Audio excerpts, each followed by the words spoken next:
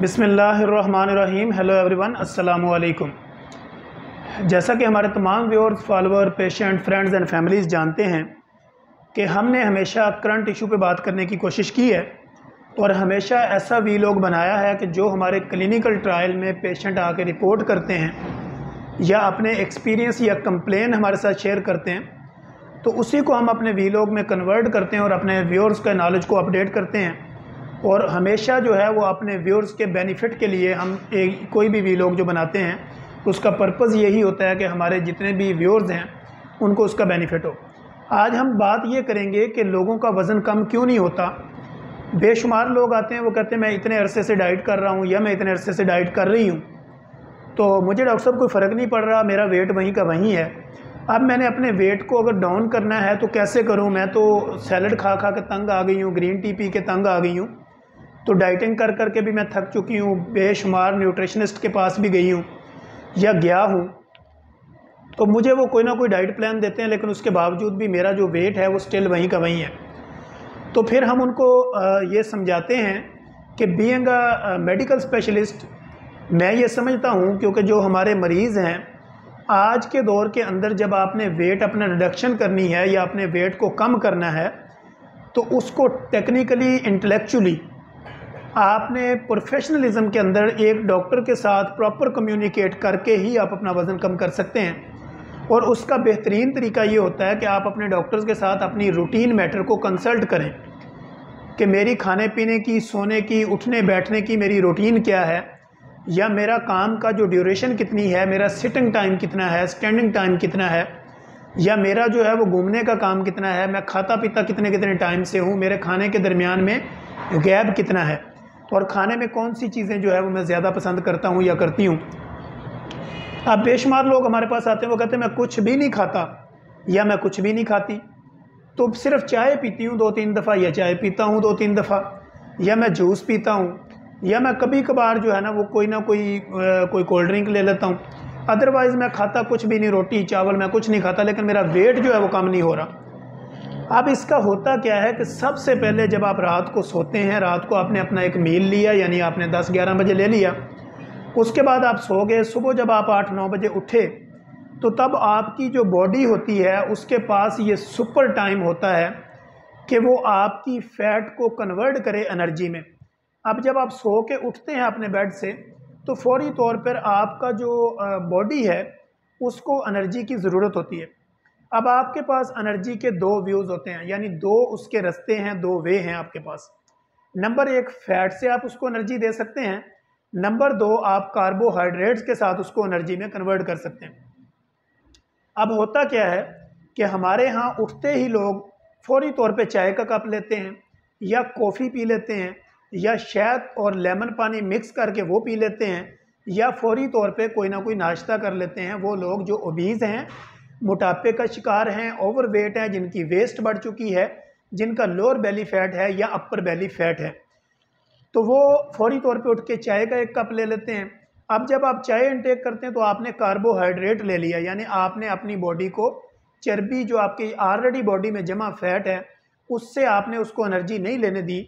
आपने डायरेक्ट चाय का कप पी के अपनी जो फास्टिंग थी आपकी, यानी ब्रेकफास्ट का मतलब क्या है कि आप रात के 7-8 घंटे से भूखे हैं, यानी आपने खाना खा के सोया है, आपने अपने मैदे को प्रॉपर रेस्ट दी हुई है, अब आप जो है ना वो फास्टिंग पे हैं।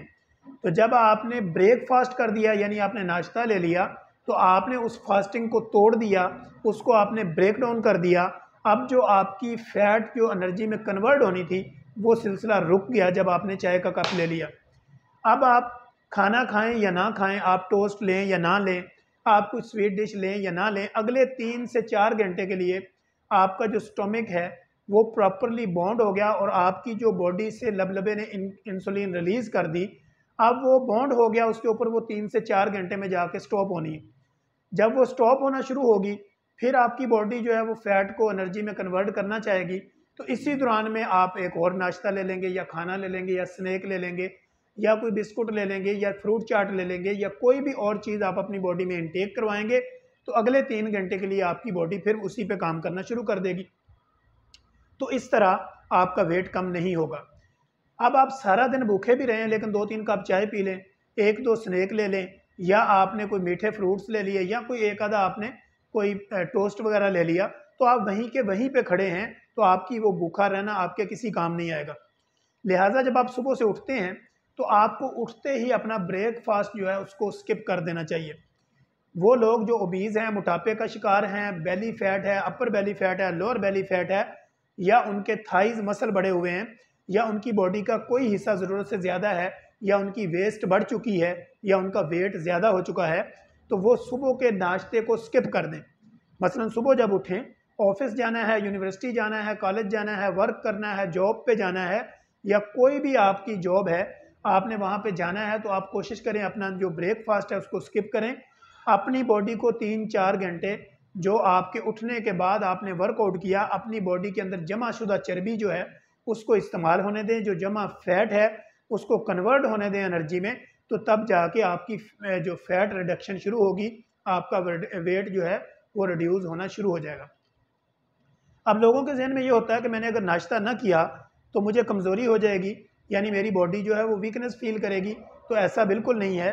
वो लोग जो ओबीज़ हैं या जो फैटी हैं, उनकी बॉडी में तो ऑलरेडी इतनी फैट स्टोर है कि वो अगर 1-2 दिन नहीं भी खाएंगे तो वो जो चर्बी उनके जिस्म में जमा है, वो उनका जिस्म जो है वो उसको एनर्जी में तब्दील करना शुरू कर देगा और वहाँ से ताकत लेनी शुरू कर देगा और आपकी बॉडी को वहाँ से एनर्जी मिलना शुरू हो जाएगी। अब आपने अपने माइंड की ट्रेनिंग करवानी होती है कि आपका जो माइंड सेट है वो अपनी जमाशुदा फैट से एनर्जी लेना चाह रहा है या बाहर से कुछ खा के एनर्जी लेना चाह रहा है। अगर आप फैट से एनर्जी लेंगे तो आप ज़्यादा एनर्जेटिक होंगे, आप ज़्यादा ताकतवर होंगे। लेकिन अगर आप बाहर से लेंगे तो वो हर 3-4 घंटे के बाद आपको क्रेविंग होगी, बार बार खाने को दिल करेगा, आप खाते जाएंगे और आप सुस्त होते जाएंगे क्योंकि आपकी बॉडी इंसुलिन रेजिस्टेंस हो चुकी होगी। तो इसलिए अपने वेट रिडक्शन के लिए अक्लमंदी के साथ, दानिशवरी के साथ और प्रोफेशनल डॉक्टर से मशवरा करने के साथ आप अपना वज़न जो है वो दिनों में कम कर सकते हैं। उसके लिए प्रोसीजर्स यही है कि इंटरमीडिएट फास्टिंग करें, कम से कम 12-14 घंटे का गैप दें खाने के दरमियान, जब आप ओबीज़ हों, मोटापे का शिकार हों या फैटी हों। जो आम रोग होते हैं उनका सिनेरियो बिल्कुल डिफरेंट है। ये जो हम बात कर रहे हैं, हम सिर्फ मोटापे वालों पे, जिनकी वेस्ट ज़्यादा है, जिनकी फ़ैट ज़्यादा है, हम उनके ऊपर गुफ्तगू कर रहे हैं।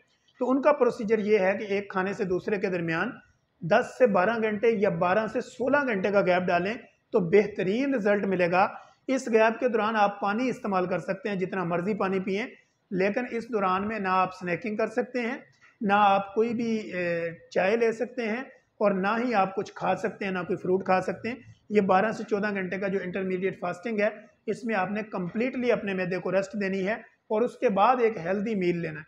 एक अच्छा खाना खाएं और उसके बाद 12 से 14 घंटे का गैप दें और फिर एक अच्छा खाना लें, तो आपकी बॉडी जो है वो बेहतरीन शेप में भी जाएगी, आपकी फ़ैट भी कम होगी और आप अपने आप को ज़्यादा से ज़्यादा एनर्जेटिक भी फील करेंगे। ब्लड प्रेशर, शुगर, मोटापा या कॉन्स्टिपेशन जैसे जो मसाइल हैं वो आपके ख़त्म हो जाएंगे। हम इंशाल्लाह कोशिश करेंगे कि अपने नेक्स्ट एपिसोड के अंदर एक नई इन्फॉर्मेटिव वीडियो के साथ दोबारा हाज़िर होंगे। तब तक के लिए इजाज़त दीजिए। अल्लाह हाफ़िज़।